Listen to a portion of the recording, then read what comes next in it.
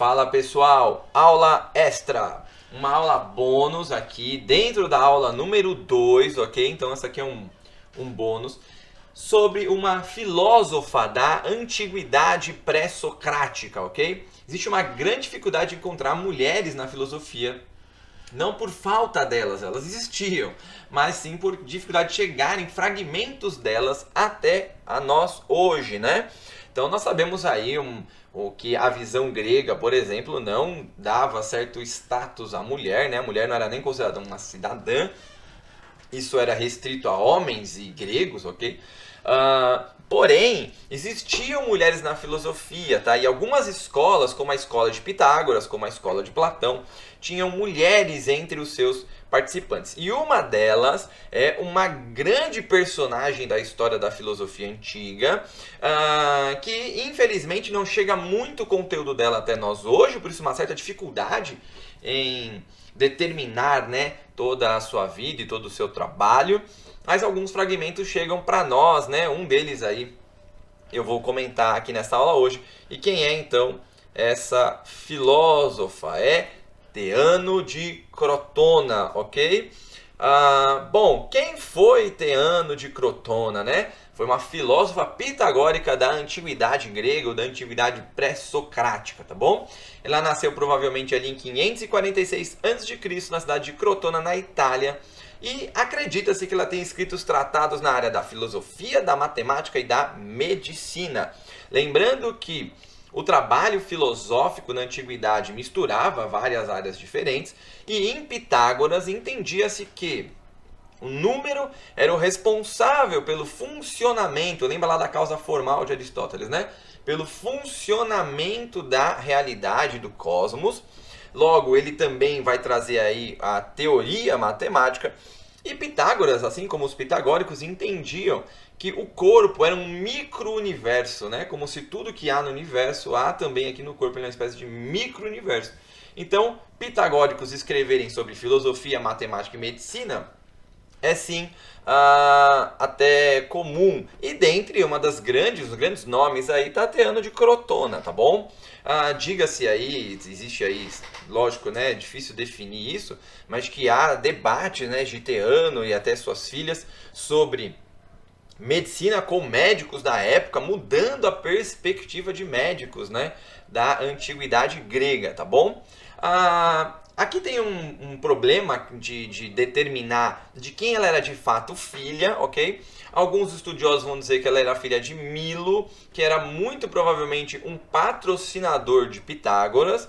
E outros estudiosos vão defender que ela era filha de Brontinos, tá bom? Que é provavelmente um membro da escola órfica, né? Existem textos da escola órfica apontando Brontino como um grande nome da escola órfica. O que é muito plausível aí, pensando que a escola órfica influenciou muito o pensamento de Pitágoras e da escola pitagórica, tá bom? E de todos aqueles que foram influenciados pela escola pitagórica, por exemplo, Platão, tá bom? Teano de Crotona, ela foi esposa de Pitágoras, né? Indica-se que ela foi esposa de Pitágoras quando Pitágoras já era mais velho. E ela foi uma das responsáveis pela propagação da escola pitagórica após a morte do filósofo, né? Após a morte de Pitágoras. Lembrando que há uma revolução ali na cidade de Crotona e Teano então sai com seus filhos e filhas andando pela Grécia e provavelmente o Egito, propagando, né, a escola pitagórica e os textos pitagóricos. Então, ela com certeza é uma das responsáveis aí pela propagação e depois pela formação de uma escola pitagórica forte por toda a Grécia, tá bom? Então, aqui tem um ponto interessantíssimo sobre ela. Bom, obras de Teano de Crotona. Chega até nós fragmentos dela, né? Como os filósofos pré-socráticos, chegam pouquíssimos fragmentos dela. Uma dessas obras é sobre a piedade, e nessa obra possui uma dissertação sobre o número, que é, curiosamente, uma excelente explicação da perspectiva pitagórica da relação do número para a solução do problema da cosmologia, tá? Também indicam-se aí que ela escreveu uma obra sobre a vida de Pitágoras, um teorema da proporção áurea, que seria aí a grande obra, né, de Teano de Crotona.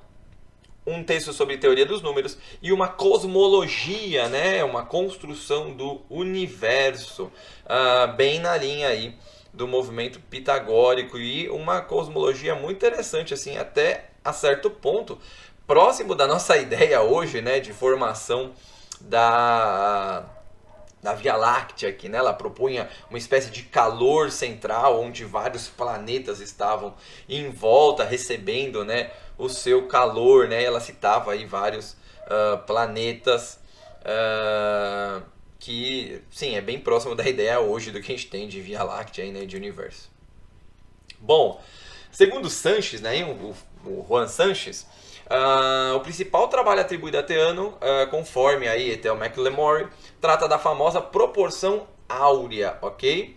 O que é a proporção áurea, tá bom? A proporção áurea é um número irracional que, segundo o Juan Sanches, aparece com frequência na natureza e tem um valor aproximado aí de 1,6180, tá bom? Na antiguidade, ela era apresentada aí como um retângulo dourado. Alguns vão dizer que ela fazia, por exemplo, a forma, né, ou a estrutura com qual se forma aí a estrela de 5 pontas, tá? E hoje em dia já se entende que alguns, né, se propõem, né, que alguns edifícios da antiguidade, como o Partenon, as pirâmides do Egito, foram construídas com base nesse número áureo, tá bom?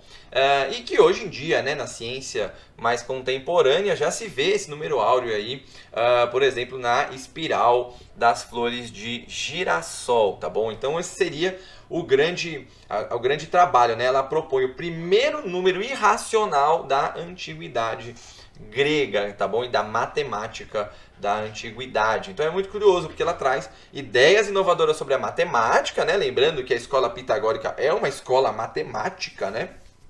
E um ponto interessantíssimo é que ela não está só copiando, ela não está copiando Pitágoras, né? Na verdade, ela está desenvolvendo a partir de Pitágoras e do movimento pitagórico, sendo um dos grandes nomes da história. Por isso que é uma coisa muito legal termos aí contato, né, com um pouquinho, pelo menos, de contato sobre essa filósofa, né, da antiguidade pré-socrática. E fechando aqui, tem um fragmento que sobra dela, né, cortou aqui um pedacinho do fragmento.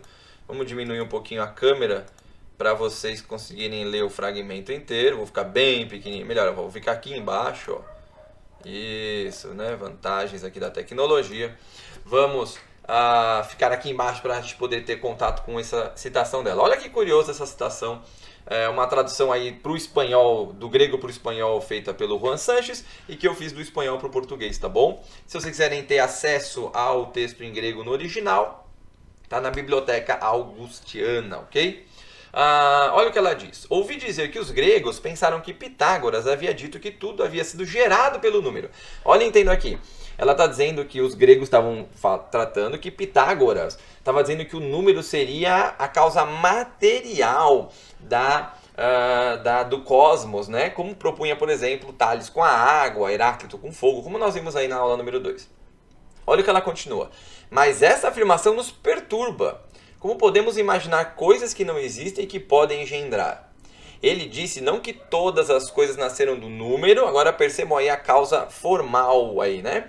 Mas que tudo foi formado de acordo com o número, ele é a receita do cosmos, né? Uma vez que no número reside a ordem essencial.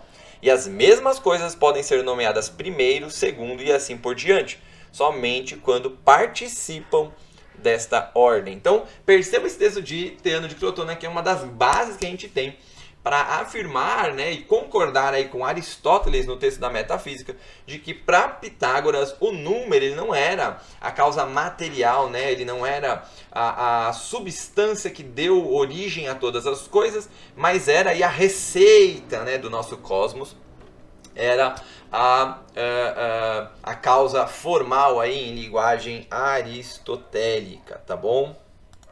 Então nós tivemos aqui uma breve passagem e apresentação de Theano de Crotona, essa filósofa pré-socrática da escola pitagórica, e uma das grandes representantes da escola pitagórica e grande filósofa da antiguidade. Então fique a dica, como eu já disse na primeira aula, procurem exceder os textos canônicos para que nós possamos conhecer grandes pérolas como esta aqui, essa filósofa da antiguidade pré-socrática. Muito obrigado por estarem comigo nessa parte bônus aqui da aula 2 e nós nos vemos na continuidade aí das aulas, tratando na próxima aula sobre Sócrates, os sofistas e Platão. Nos vemos lá.